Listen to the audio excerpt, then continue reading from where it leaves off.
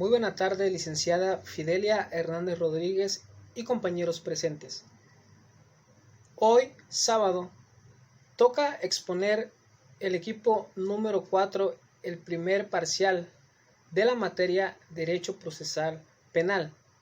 Mi equipo está conformado por los siguientes integrantes: Berta Natalie Pacheco Sánchez, María de los Ángeles López Correa, José Benito Cázares Salazar, Nicandro Alberto Torrecilla Loyo y un servidor, Carlos Ángel Alcalá Montero. A continuación, mis compañeros les expondrán los subtemas correspondientes. Muy buena tarde. El subtema al cual me corresponde exponer tiene por nombre Código Nacional de Procedimientos Penales. El 18 de junio del 2008 se publicó en el Diario Oficial de la Federación de la Reforma Constitucional, que implicó un rediseño de nuestro sistema de justicia para convertirlo de carácter mixto a uno de carácter acusatorio y oral. Entre los objetivos de esta reforma destaca el de establecer un sistema de igual entre las partes, que reconozca y proteja plenamente los derechos humanos reconocidos en la Constitución Política de los Estados Unidos Mexicanos, en los tratados internacionales en la materia de lo que el Estado mexicano sea parte. ¿Cómo surge el Código Nacional de Procedimientos Penales? El Código Nacional de Procedimientos Penales, aprobado por el Poder Legislativo Federal, surgió de las deliberaciones iniciadas a partir de las distintas iniciativas presentadas en el Senado de la República. ¿Cuándo se aplica el Código de Procedimientos Penales? Este es el ordenamiento que establece las reglas y etapas que regirán cualquier procedimiento penal en todo el territorio nacional cuando se comete un delito, ya sea del fuero común o ya sea federal.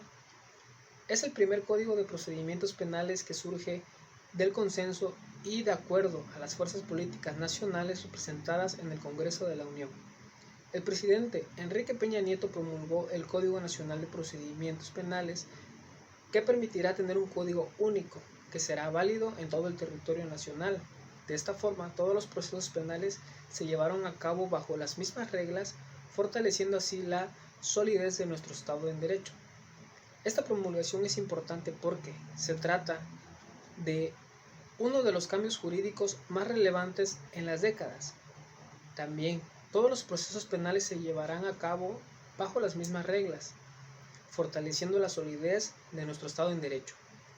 También es el primer código de procedimientos penales que surge del consenso y el acuerdo de las fuerzas políticas nacionales.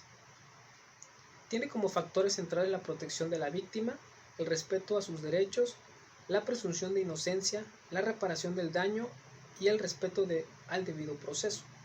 Este instrumento pondrá al día nuestro sistema de justicia en beneficio de todos los mexicanos.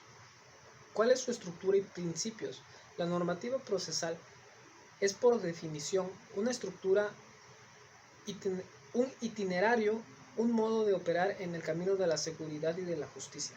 Organiza mejor que sus precedentes federal y locales la marcha del procedimiento, acierta en la caracterización de los personajes que intervienen en él, regula el ordinario aunque no aborda las variantes de la Constitución, impone acerca de sujetos especiales y de crímenes de alto impacto, que serán tema de otras leyes. Así, la delincuencia organizada sistematiza etapas y medidas ajustadas. El dictum constitucional en el marco del procedimiento ordinario, libro segundo, investigaciones intermedia y de juicio, que son continentes de algunos de los datos definitorios del régimen acusatorio adoptado, y provee procedimientos especiales que no se hallaban adecuadamente regulados o no estaban en absoluto en los ordenamientos anteriores. Personas imputables, pueblos y comunidades indígenas, personas jurídicas, acción penal por particulares, asistencia jurídica internacional. La alusión a la asistencia internacional suscita, por cierto, un ciudadano examen acerca de la suficiencia o de la deficiencia de la legislación mexicana con respecto a los procedimientos del derecho penal internacional. La pertinente estructura del proceso no implica que el observador de esta materia deje de lado el examen de algunos extremos que requieran consideración o reconsideración. El CNPP destina el título del libro primero a los principios y derechos en el procedimiento. El segundo párrafo del mismo precepto ingresa a un tema difícil al que se ha referido la reciente jurisprudencia de la Suprema Corte de Justicia. Excepciones a estos principios que pudieran extrañar límites o acotaciones a derechos humanos fijadas por la CNPP y la legislación aplicable de conformidad con lo previsto en la Constitución. La oralidad sigue siendo, por supuesto, la bandera del sistema procesal penal que se ha querido construir, difundir y amparar bajo este concepto, conectado con el sistema acusatorio. El tema de la oralidad amerita un largo comentario, que tampoco es adecuado en los límites de una breve reseña legislativa. El subtema, el cual también me corresponde exponer, tiene por nombre Principios del Proceso Penal. El proceso penal será acusatorio y oral. Se regirá por los principios de publicidad, contradicción, concentración, continuidad e inmediación. Principio de publicidad. El principio de publicidad comporta la posibilidad de que los actos procesales sean presenciados o conocidos incluso quienes no participan en el proceso. Como partes, funcionarios o auxiliares, ha sido adoptado por la mayor parte de las leyes procesales civiles modernas y reconoce su fundamento en la conveniencia de acordar a la opinión pública un medio de fiscalizar la conducta de magistrados y litigantes. Por ello, aparte de cumplir una función educativa, en tanto permite la divulgación de ideas jurídicas, sirve para elevar el grado de confianza de la comunidad en la administración de justicia. Desde luego, que es en los procesos orales donde este principio puede alcanzar su máxima efectividad, pero también ha sido adoptado por las leyes denominadas por el principio de escritura. Las audiencias serán públicas, dice el artículo 125 del Código Procesal, a menos de que los jueces o tribunales, atendiendo a circunstancias del caso, dispusieran lo contrario mediante resolución fundada. La determinación de las causales de excepción queda librada en cada caso al prudente árbitro de los jueces, contra cuyas resoluciones, en tal sentido que deban ser fundadas, no cabe recurso alguno, salvo mediante ellas se excluyese la comparecencia de alguna de las partes de sus letrados o apoderados. El principio de contradicción. Las partes tienen el derecho de aportar pruebas contundentes a fin de justificar su teoría del caso, y la contraria del derecho de controvertirlas, por lo que el principio de contradicción tiene como base la plena igualdad de las partes en orden a sus atribuciones procesales. El principio de concentración se refiere a que las audiencias se desarrollarán preferentemente en un mismo día o en días consecutivos hasta la conclusión o en los términos previstos en el Código Nacional de Procedimientos Penales, salvo los casos excepcionales establecidos en este ordenamiento. El principio de continuidad. Este se refiere a la exigencia para que el debate no se interrumpa y prosiga en sesiones sucesivas hasta su conclusión. Ese ha sido mi subtema. Mis siguientes compañeros les seguirán exponiendo los cuales. Buenos días. Soy María de los Ángeles López Correa y me tocó hablar sobre las ciencias auxiliares del derecho procesal penal. Poseemos una definición romana del derecho proporcionada por Celso, hijo, quien afirma que el derecho es el arte de lo bueno y lo equitativo. El derecho general. En primer término vamos a definir el derecho en sentido objetivo. Lo ha estimado como un conjunto de normas, preceptos, imperativos, atributivos, es decir, de reglas que además de imponer deberes, conceden facultades. Esto nos dice que nos regula la conducta del hombre, a su vez nos confiere un derecho y una obligación, siendo la clasificación más importante de la del derecho positivo y el derecho natural. El derecho penal es la expresión del derecho penal como certeramente afirma Maggiore. Se explica para designar tanto al conjunto de normas penales, ordenamiento jurídico penal, cuando a la ciencia del derecho. El derecho penal conjunto de normas que determinan los delitos, las penas que el Estado impone a los delincuentes y las medidas de seguridad que él mismo establece para la prevención de la criminalidad. Es el conjunto de aquellas condiciones libres para el derecho que ha sido perturbado con los actos de una voluntad opuesta a él. Se ha restablecido y restaurando en todas las esferas y puntos donde la violación llegó. Partes en que se divide el estudio del derecho penal. Se divide en dos partes: la general, que viene siendo la introducción y las generalidades sobre el derecho penal, y las ciencias penales, evaluación de las ideas de validez de la ley penal, material, espacial, temporal y personal.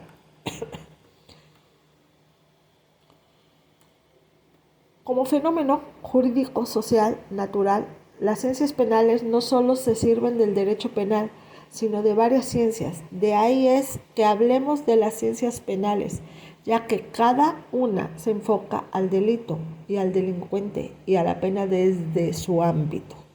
Podemos decir que las ciencias penales son el conjunto de conocimientos relativos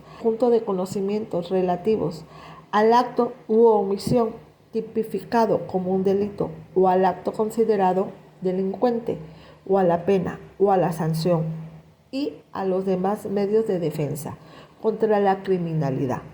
En conjunto, el derecho penal es una de esas ciencias que estudia el fenómeno del delito desde un ángulo puramente jurídico. Es el eje central de esta agrupación que conocemos como ciencias penales. Son las ciencias penales.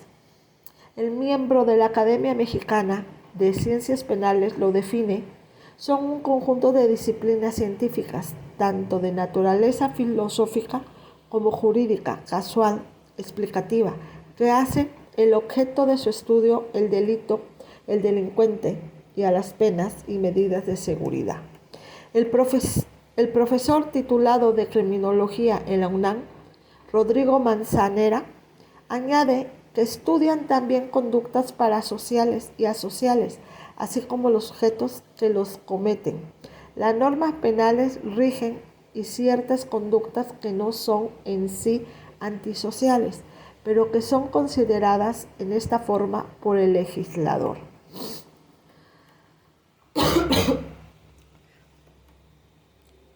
Cuentan que son las ciencias penales. En esencia, las áreas de investigación fundamentales en el juicio penal permiten conocer las causas, efectos y consecuencias de la criminalidad. Proponen una postura basada en la ciencia y en los lineamientos penales en las autoridades, elementos para tomar decisiones, como la criminología, la criminalista, la victimología, antropología criminal, sociología criminal.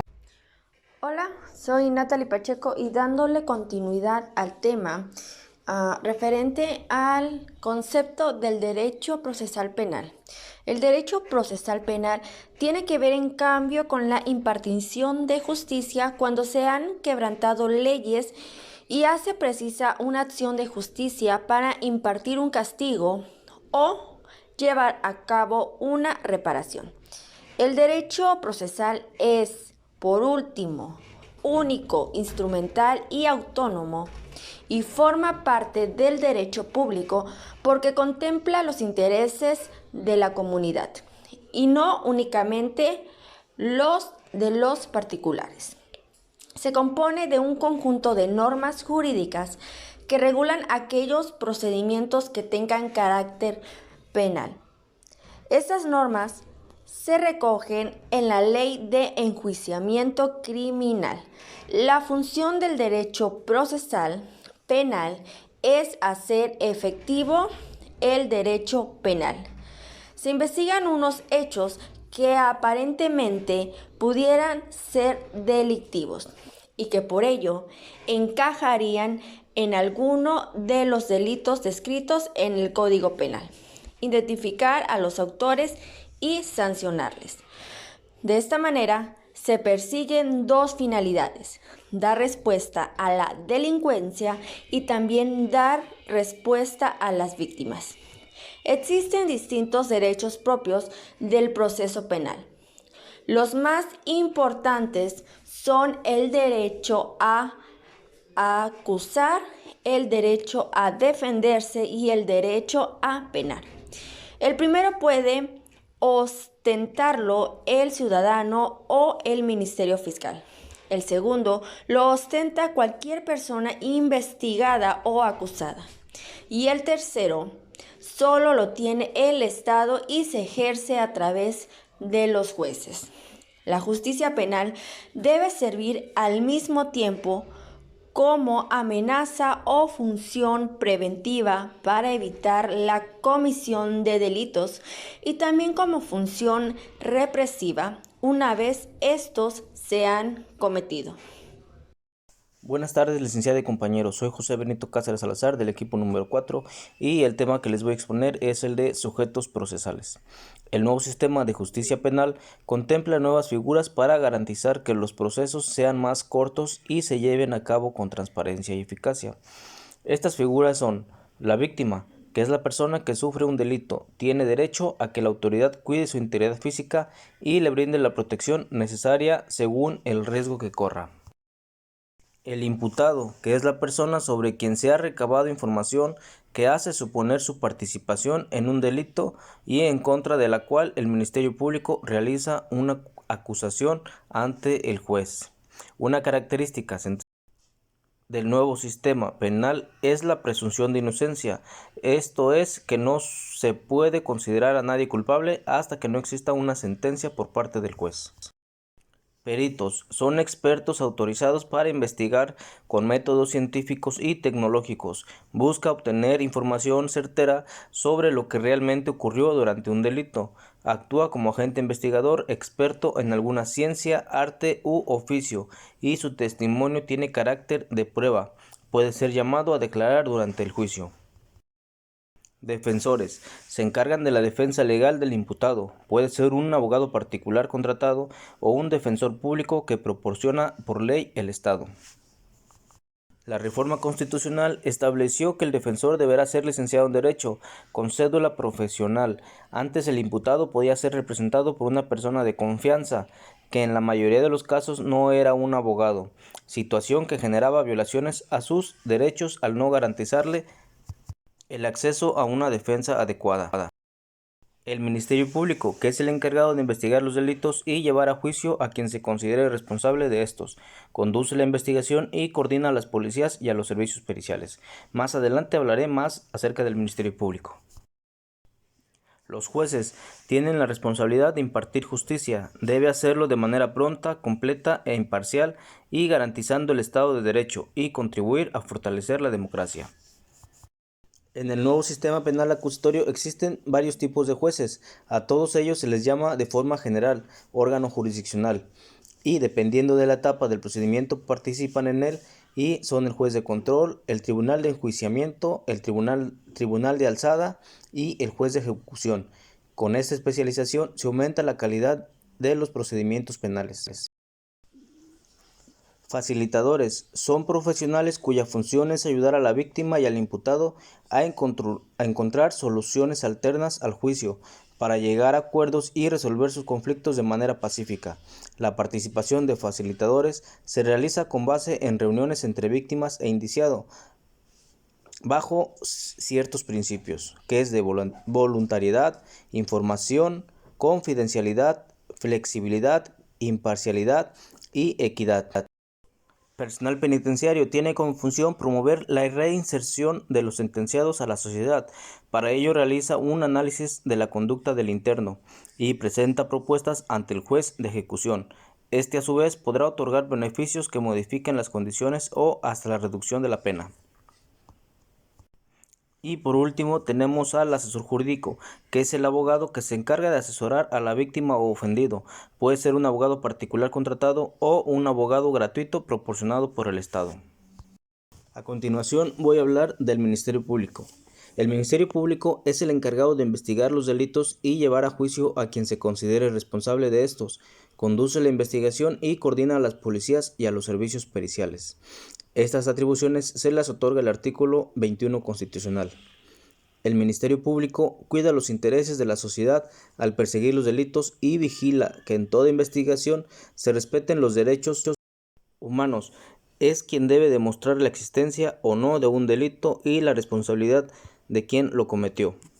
Puede solicitar las medidas cautelares, fianza, arresto domiciliario, medidas de control electrónico, arraigo, prisión preventiva, de acuerdo con el riesgo que puede correr la víctima, el éxito del proceso o para asegurar la comparecencia del imputado en juicio.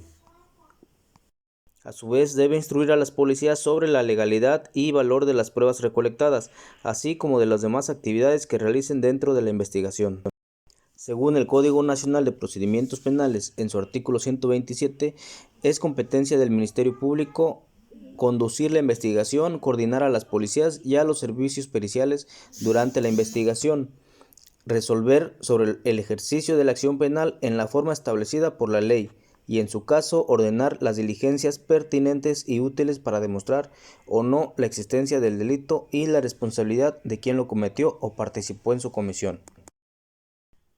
El artículo 129 del mismo código nos dice que el deber de objetividad y debida diligencia, la investigación debe ser objetiva y referirse tanto a los elementos de cargo como de descargo y conducida con la debida diligencia a efecto de garantizar el respeto a lo de los derechos de las partes y el debido proceso. La carga de la prueba para demostrar la culpabilidad corresponde a la parte acusadora conforme lo establezca el tipo penal. Algunas de las obligaciones del Ministerio Público son las siguientes: vigilar que en toda la investigación de los delitos se cumpla estrictamente con los derechos humanos reconocidos en la Constitución y en los tratados; recibir las denuncias o querellas que le presenten en forma oral, por escrito o a través de medios digitales, incluso mediante denuncias anónimas en términos de las disposiciones legales aplicables sobre hechos que puedan constituir algún delito; ejercer la conducción y mando de la investigación de los delitos, para lo cual deberá coordinar a las policías y a los peritos. Esas son algunas nada más de las obligaciones que tiene el Ministerio Público, que es una infinidad de obligaciones y atribuciones que le faculta el Código Nacional de Procedimientos Penales para este sistema de penal oral y acusatorio. Por mi parte es todo, agradezco mucho su atención.